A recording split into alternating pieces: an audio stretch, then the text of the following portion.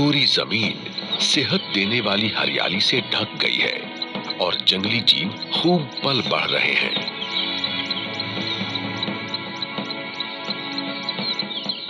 ये ecosystem Africa में जमीन पर सबसे ज्यादा जैव विविधता वाले जंगली जीवों का ठिकाना है।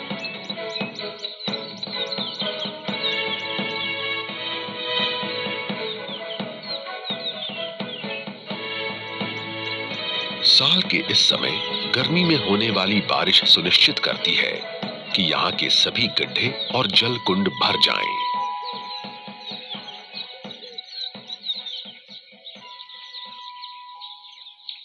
स्थानीय जल कुंड लबालब भरा हुआ है और इसका पानी किनारों पर मौजूद पेड़ों की निचली टहनियों और झाड़ियों को छू रहा है। पानी का किनारा शांत है और इसकी सतह पर कोई हलचल नहीं है।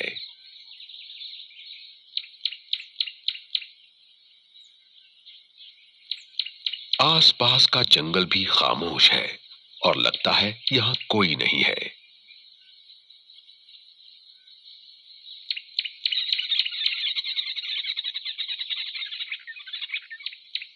ये जल कुंड अभी सुनसान लग रहा है, लेकिन ये इस वजह से है कि अभी गर्मी का मौसम चरम पर है।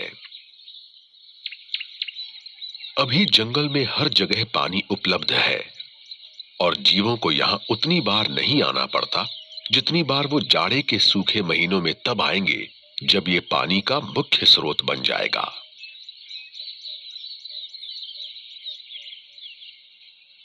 ये जल कुंड जीवन देने वाला पानी तो उपलब्ध कराएगा, लेकिन यहाँ खतरा भी होगा।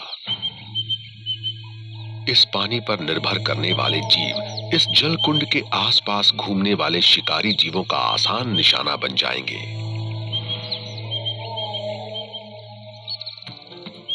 फिलहाल इस पूरे इलाके में कई जल कुंड और पानी से भरे गड्ढे हैं और जीव जंतु चरने के लिए जंगल में काफी दूर तक जाकर चारों तरफ फैली हरियाली का फायदा उठा सकते हैं। खाने के मामले में ज़ेब्रे हालात के मुताबिक ढल जाते हैं और पेड़ पौधों का कोई भी हिस्सा खा सकते हैं, लेकिन इनकी पसंदीदा हरी भरी घास की अभी भरमार है और ये सबसे अच्छी घास चरते हुए जंगल में धीरे धीरे आगे बढ़ते हैं। पूरे जंगल में मौजूद कई छोटे जलकुंडों के बावजूद ये बड़ा तालाब अब भी एक ऐसी सहूलियत देता है जो ताजे पानी से भरा कोई गड्ढा नहीं दे सकता। ये इस मौसम की तेज गर्मी से ठंडक भरी राहत देता है। भैंसें ज्यादा गर्मी बर्दाश्त नहीं कर सकती और इन्हें छांव के साथ साथ पानी के आसपास रहने के इलाके की भी जरूरत होती है।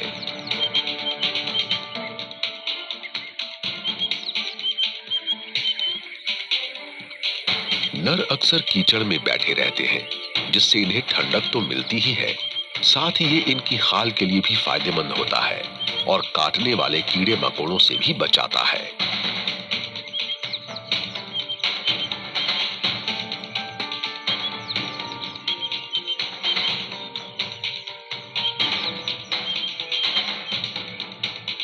इम्पाला पानी और कीचड़ में तो नहीं बैठते, लेकिन ये अपने चारे से इतनी नमी हासिल नहीं कर पाते कि इनका काम चल सके और इन्हें रोजाना प्यास बुझाने के लिए किसी जल कुंड के आसपास ही रहना होता है। सर्दी में ये हिप्पो होल के आसपास बने रहेंगे और कभी ज्यादा दूर नहीं जाएंगे, क्योंकि ये इनके लिए पानी का अकेला स्रोत हो।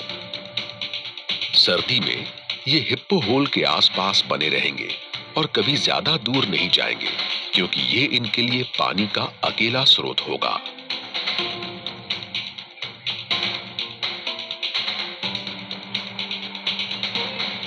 इस प्राकृतिक आवास क्षेत्र में घुमावदार बहाव के साथ गुजरने वाली दोनों नदियां अभी पूरी तरह भरकर तेजी से बह रही हैं।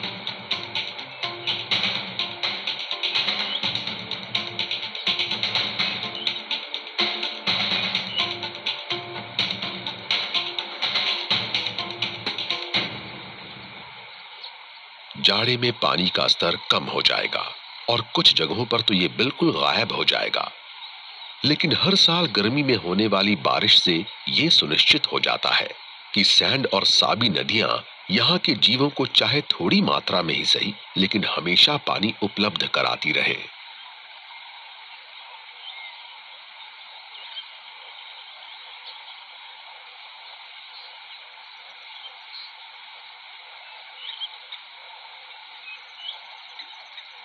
सरकंडे की घनी झाड़ियों और रेतीले इलाकों के बीच बीच में थोड़े तेज बहाव और गहरे जलकुंड इन नदियों की खासियत है। और इससे बनने वाले कई तरह के आवास क्षेत्र में कई तरह के जीव पलते हैं, जिनमें मछलियां, उभयचर और बिना रीढ़ वाले जीव शामिल हैं। यहाँ के हिप्पो के झुंडों के रहने के लिए पूरी तरह भरी हुई नदी बिल्कुल सही है।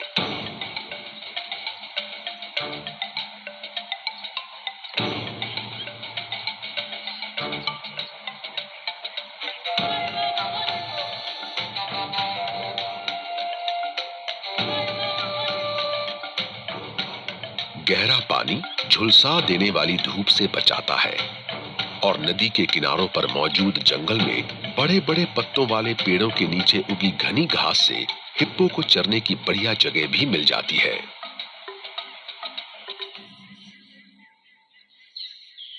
नदी से और आगे मौजूद सवाना का हिस्सा पेड़ों और झाड़ियों से ढका हुआ है। यहाँ हर तरफ बबूल के पेड़ों के झुंड और मरूला और बुश विलो की घनी झाड़ियां नजर आती हैं, जिससे खाने के स्रोत के लिए पेड़ पौधों पर निर्भर रहने वाले शाकाहारी जीवों के लिए ये चरने की बहुत अच्छी जगह साबित होती है।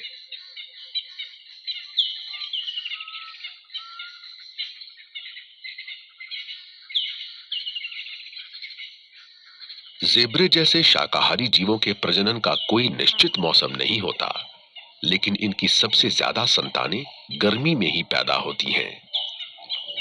ज़ेब्रे के बछड़े 1 साल तक मां का दूध पीते रहते हैं, लेकिन ढेर सारी पौष्टिक हरियाली मौजूद रहने पर ये बड़ी आसानी से 7 महीने में ही दूध पीना छोड़ देते हैं।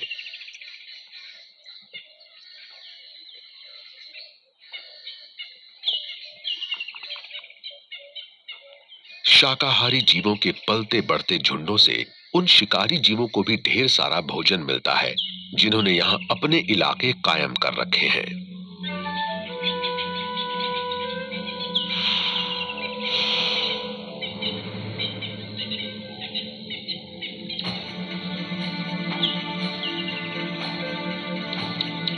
लेकिन सभी जीव पानी पर ही निर्भर हैं। इजिप्शियन हंस दक्षिणी अफ्रीका में सबसे ज्यादा नजर आने वाले पानी के परिंदों में से एक है। ये लगभग पूरी तरह शाकाहारी होते हैं और ज्यादातर घास और पानी में उगने वाले पौधे खाते हैं।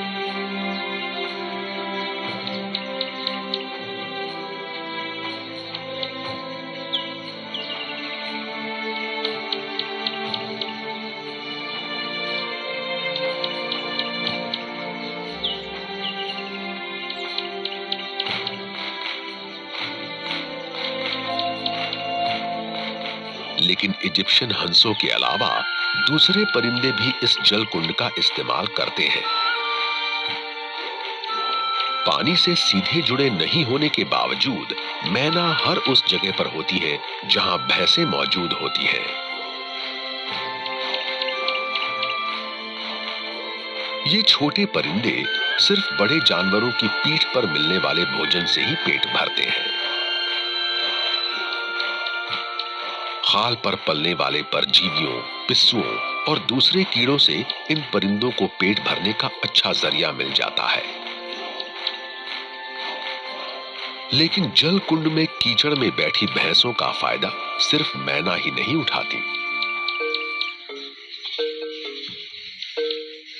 इस इलाके के ज्यादातर जल कुंडों में सेरेटेड हिंज्ड टेरापिन पाए जाते हैं और ये भैंसों की खाल पर मौजूद पिस्सुओं और कीड़ों की दावत का पूरा फायदा उठाते हैं।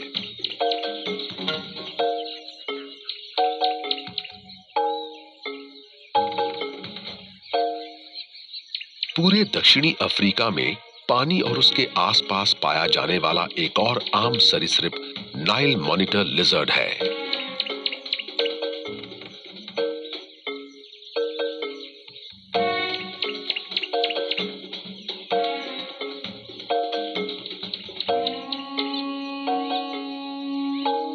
ये लिजर्ड जमीन पर अपना घर बनाती है, लेकिन थूथन पर काफी ऊपर मौजूद अपने नथुनों और तैरने के लिए स्ट्रीमलाइंड शरीर की वजह से ये पानी में रहने के लिए भी खास तौर पर ढली हुई है।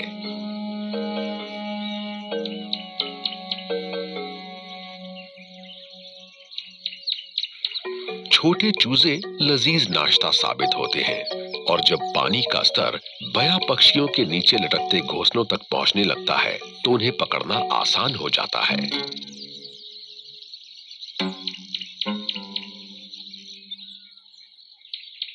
कई बार टेरापिन भी मौका मिलने पर चूजों को खा लेते हैं।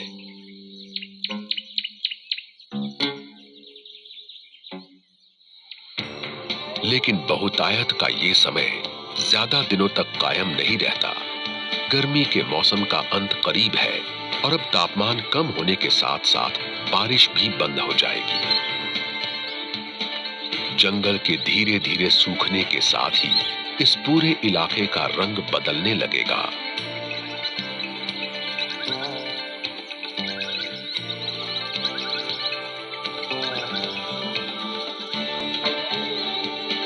हिप्पो होल के इर्द गिर्द जीवन और मृत्यु का वार्षिक चक्र शुरू हो गया है, हो रहा है, और धीरे धीरे बारिश बंद हो गई है। साथ ही माहौल में ठंडक आने लगी है। भैंस और कई अन्य जीव पानी का स्थायी स्रोत ढूंढने के लिए मौसम के साथ दूसरी जगहों पर चले जाते हैं।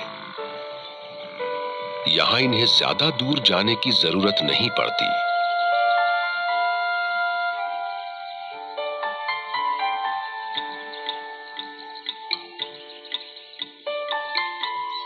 ये जलकुंड इन्हें आगे सर्दी के मुश्किल महीनों में भी अपनी प्यास बुझाने के लिए काफी पानी उपलब्ध कराता रहेगा।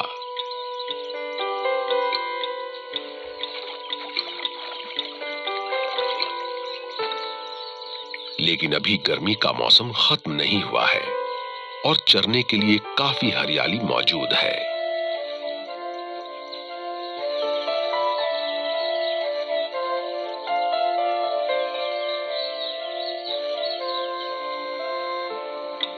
भैंसें खुद को जाड़े के लिए तैयार कर रही हैं। नदी में पानी घट जाने से अब सरकंडों की झाड़ियों तक पहुंचा जा सकता है।